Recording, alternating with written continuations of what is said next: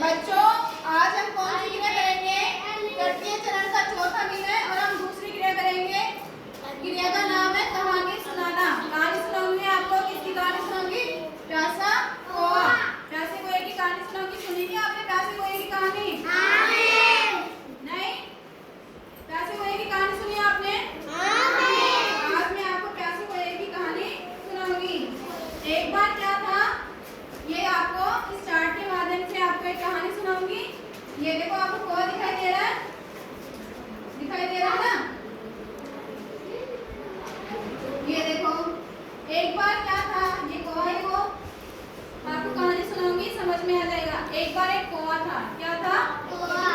वह एक जंगल में घूम रहा था। गर्मी का मौसम था। कहानी आपको ध्यान से सुना, फिर मैं आपको प्रश्न पूछूंगी। किसने कहानी ध्यान से सुनी? ठीक है। एक बार एक कौवा था, वह बहुत प्यासा था। वह गर्मी का टाइम था और वह पूरे जंगल में घूम रहा था। पूरे जंगल में घूम रहा था। उसे कहीं भी पानी दिखाई नहीं दिया।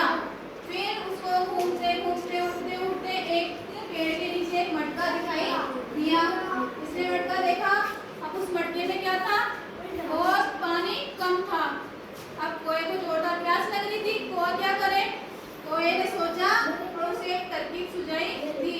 उसने सोचा, मैं इसमें कंकड़ डालता हूँ। जैसे मैं कंकड़ डालूंगा पानी का स्तर ऊपर आ जाएगा। कौवा इधर उधर से एक कंकड़ लाके किसमें डालने लग गया? मटके में उसने डाला है। देखो, मटके में वो डालता है, फिर कंकड़ डालता है, थोड़ा थोड़ा कंकड़ डालता है, फिर पानी को देखता है कि पानी ऊपर आया नहीं है, क्योंकि उसकी जोश पहुंचती नहीं मटके के अंदर। फिर वो जाता है, फिर कंकड़ लेके आता है, फिर उसमें डालता है। उठा के वो आसपास से कंकड़ लाता रहा और उसमें घड़े में पानी डालता रहा। ऐसे करते करते उसने बहुत सारे कंकड़ लाके घड़े में डाल दिए। जैसे जैसे कंकड़ से घड़ा ऊपर आता रहा, तो पानी का स्तर था ना, पानी थोड़ा था उसमें, उसकी जोश पहुंच नहीं थी उसमें घड़े में। तो जैसे जैसे उसने कंकड़ डाले तो पानी ऊपर आता गया। और पानी ऊपर आने से क्या हुआ? कौवे की चोंच उसमें घड़े में पहुंच गई, क्योंकि उसने बहुत सारे उसमें कंकड़ डाल दिए। तो पानी का स्तर ऊपर आ गया। पानी का स्तर ऊपर आते कौवे ने पानी पिया और अपनी प्यास बुझाई। क्या किया? कौवे ने पानी पी के अपनी प्यास बुझाई। अब इस कहानी सबको अच्छी लगी? अच्छी लगी तो क्या करना है? क्या करते हैं? कहानियां बनाते हैं। कहानी सबको समझ में आ गई?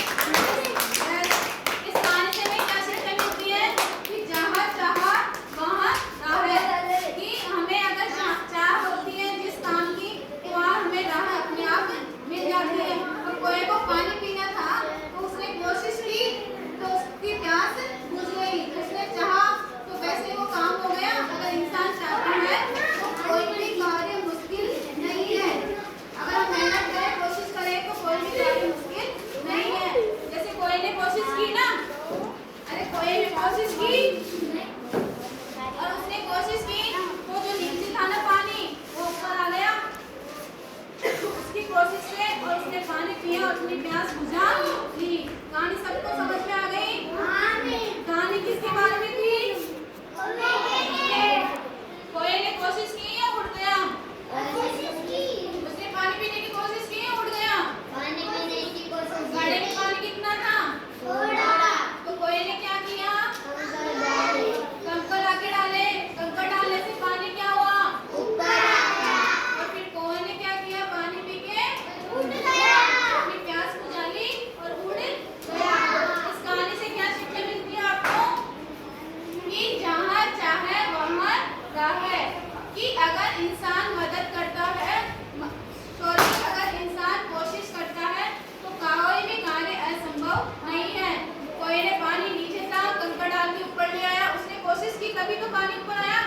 अगर वो पानी पी के डूब जाता तो उसने कोशिश की, इसलिए वो पानी ऊपर आया और पानी पी के खोया उड़ गया। कहानी सबको समझ में आ गई? कि हमें कभी भी किसी कार्य से हार नहीं माननी चाहिए।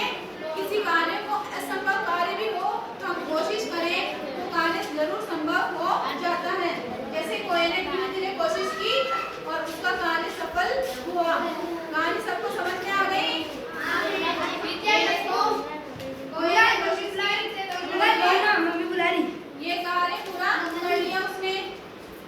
कि तभी तो कहा